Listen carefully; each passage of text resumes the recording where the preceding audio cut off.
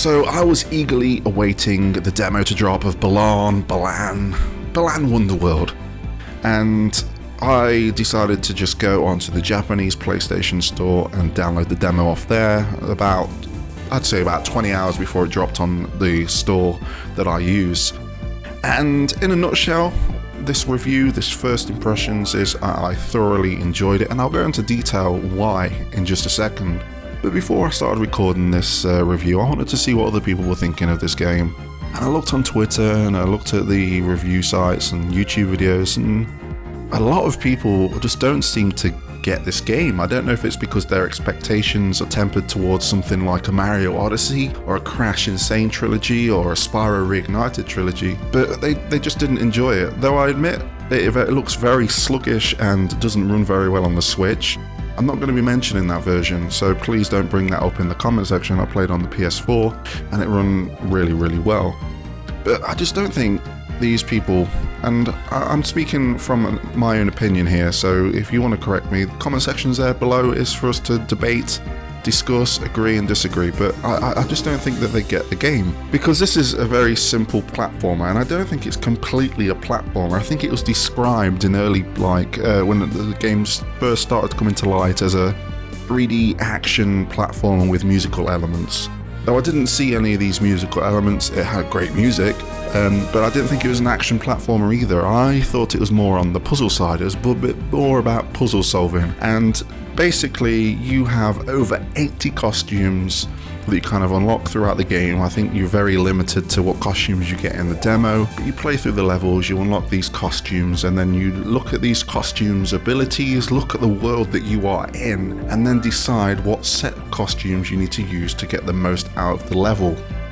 That's the way I was playing it. So I expected through my first level that I wasn't going to get everything. It's a collectathon and you want to collect everything, and it can be frustrating for people if you can't do that on your first run. But once you understand that you need more costumes, you need to play through the level more than once to get the full experience of the level, and it becomes a lot more interesting and a lot more engaging. So once I completed all of the levels that the demo had to offer and unlocked all the costumes that the demo had to offer, I then went back to that first level, went to a checkpoint where I could select my costumes, and I really kind of tried to combine them together to really get the most experience. And it was a lot of puzzle solving. I knew that if I had to do a nice long jump over here, but then I need to smash through a block, that I needed a certain combination of costumes to do that. And once I got that nailed down, it was very satisfying, and that's what I love about this game.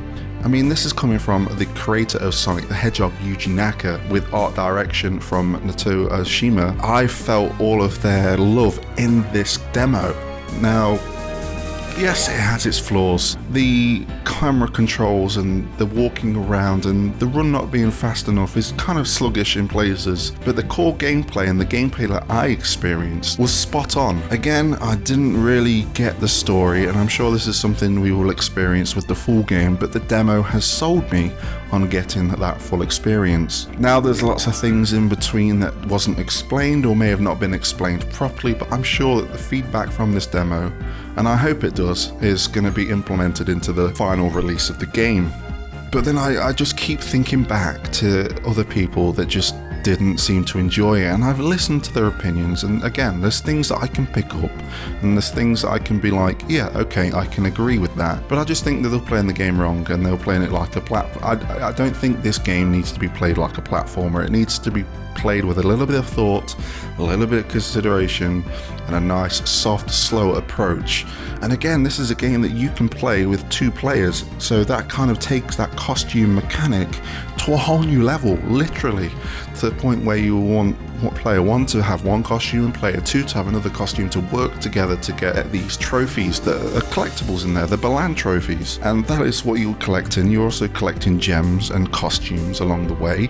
Now, the gems kind of are linked to this, the main hub. I think it's called the Isle of Tims or something. The Tims are essentially, if you want to go on Sonic terms, a chow. You raise them, and certain colours can help you out in certain situations. I know that the pink ones can find hidden items for you, the yellow ones, I don't know what the yellow ones do, but I know that a different colour, I think the red ones can attack with you against enemies, And all that is very simple when it comes to attacking enemies and finding items, but having that additional help kind of makes that experience smoother. Now, I might be bouncing back and forth like a game of Pong with my opinions and switching back and forth between points, but I'm trying to get a clear head and I'm trying to get a clear explanation for you guys to understand how I experienced this game, and I thoroughly enjoyed it. I really think that you should give this game a chance. I really think you should give the demo a chance. It's a free demo. Give it a download. I wouldn't download it on the Switch because, again, I don't think it plays very well from what I've seen from the footage. The frame drops and just the resolution looks pretty horrible. If you've got an Xbox, PC, Steam,